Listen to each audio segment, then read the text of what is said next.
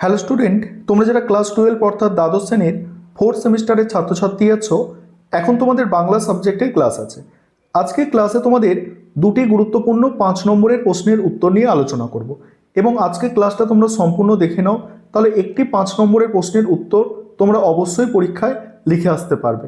চলচ্চিত্র থেকে আজকে দুটি প্রশ্নের উত্তর আলোচনা করব। প্রথম প্রশ্ন হচ্ছে বাংলা চলচ্চিত্রের ইতিহাসে সত্যজিৎ রায়ের অবদান, এই একটা প্রশ্ন, এবং আরেকটি প্রশ্ন হচ্ছে চলচ্চিত্র পরিচালক হিসাবে ঋত্বিক ঘটকের অবদান। আর এই দুটো প্রশ্নের মধ্যে থেকে একটি তোমরা 5 নম্বরের প্রশ্ন পরীক্ষায় অতি অবশ্যই কমন পাবে। কিভাবে প্রশ্নের উত্তরগুলো গুছিয়ে সহজভাবে লিখবে দেখে নাও, এবং তোমরা একবার জাস্ট দেখো, একবার বা দুবার এই আজকে ক্লাসটা দেখবে এই দুটো প্রশ্ন তোমাদের মুখস্থ হয়ে যাবে এবং তোমরা অবশ্যই পরীক্ষায় লিখে আসতে পারবে। একদম সহজ ভাষায় উন্নত মানের নোটস এখানে লেখা হয়েছে। দেখো, বাংলা চলচ্চিত্রের ইতিহাসে সত্যজিৎ রায় কেবল একটি নাম নয়, তিনি এক আলোকবর্তিকা। 1955 সালে তার পরিচালিত প্রথম ছবি পথের পাঁচালী মুক্তির মাধ্যমে বাংলা সিনেমার ইতিহাসে এক নবজাগরণের সূচনা হয়। বিভূতিভূষণ বন্দ্যোপাধ্যায়ের কালজয়ী উপন্যাস অবলম্বনে নির্মিত এই ছবিটি বাংলা তথা ভারতীয় চলচ্চিত্রকে বিশ্ব মঞ্চে এক মর্যাদাপূর্ণ আসনে বসিয়েছিল। তৎকালীন বাংলা সিনেমা ছিল মূলত স্টুডিও কেন্দ্রিক, যেখানে কৃত্রিম সাজসজ্জা এবং যাত্রাধর্মী অতিরঞ্জিত অভিনয়ের প্রাধান্য ছিল। সত্যজিৎ রায় সেই প্রথা ভেঙে ক্যামেরা নিয়ে বেরিয়ে পড়লেন খোলা আকাশের নিচে। ইতালীয় নিও রিয়লিজম বা নব বাস্তববাদের দ্বারা অনুপ্রাণিত হয়ে তিনি গ্রাম বাংলার প্রকৃত রূপ তুলে ধরলেন। অপু এবং দুর্গার সরল শৈশব, দারিদ্র্যের মধ্যে জীবনের আনন্দ এবং প্রকৃতির ঋতু পরিবর্তন সব কিছুই তিনি অত্যন্ত মমতার পর্দায় ফুটিয়ে তুললেন।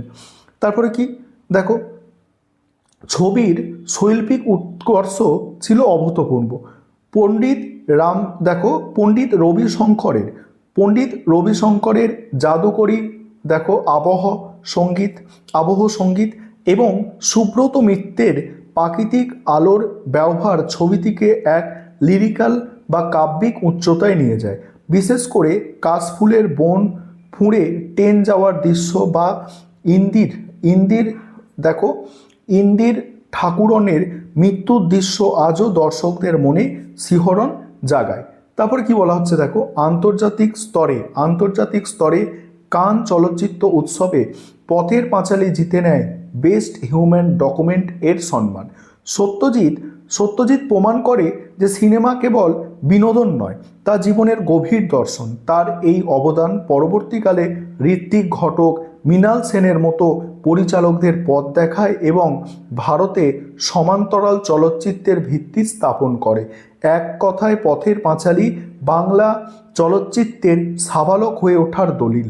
এবার দ্বিতীয় প্রশ্ন হচ্ছে চলচ্চিত্র পরিচালক হিসাবে ঋত্বিক ঘটকের অবদান। এই প্রশ্নের অ্যান্সারটা এবার তোমরা দেখে নাও। বাংলা চলচ্চিত্রের ইতিহাসে ঋত্বিক ঘটক এক অবিস্মরণীয় এবং ব্যতিক্রমী নাম। সত্যজিৎ রায় ও মৃণাল সেনের সমসাময়িক হলেও ঋত্বিক ছিলেন সম্পূর্ণ নিজস্ব ধারার এক বিদ্রোহী শিল্পী। তার সৃষ্টিতে উঠে এসেছে দেশভাগের যন্ত্রণা, বাস্তুহারা মানুষের হাহাকার এবং নিজের শিকড় থেকে বিচ্ছিন্ন হওয়ার গভীর বেদনা। ঋত্বিক ঘটকের পরিচালনায় নির্মিত মেঘে ঢাকা তারা, কোমল, গান্ধার এবং সুবর্ণরেখা ছবি তিনটি দেশভাগের ট্রেজেডি হিসাবে পরিচিত। এই ছবিগুলিতে তিনি 1947-এর দেশভাগের ফলে সৃষ্ট উদ্বাস্তু সমস্যা এবং মধ্যবিত্তের অবক্ষয়কে অত্যন্ত মানবিক দৃষ্টিকোণ থেকে তুলে ধরেন। বিশেষ করে মেঘে ঢাকা তারা ছবিতে নিতার সেই বিখ্যাত উক্তি, দাদা আমি বাঁচব, আজও দর্শকদের হৃদয়ে গেঁথে আছে। এটি কেবল একটি সংলাপ নয়, বরং হাজার হাজার বঞ্চিত মানুষের বাঁচার আর্তি। বিষয়বস্তুর পাশাপাশি কারিগরি দিকেও তিনি ছিলেন অভিনব। ক্যামেরার লেন্সের ব্যবহার, নাটকীয় আলোক সম্প্রপাত এবং শব্দের জাদুকরী প্রয়োগে তিনি ছিলেন অনন্য। তার অযান্ত্রিক ছবিটিতে এক ড্রাইভারের সাথে পুরনো ভাঙাচোরা গাড়ির মানবিক সম্পর্ক দেখিয়ে তিনি ভারতীয় চলচ্চিত্রে এক বিরল দৃষ্টান্ত স্থাপন করেন। এছাড়াও তিতাস একটি নদীর নাম তার এক মহাকাব্যিক সৃষ্টি।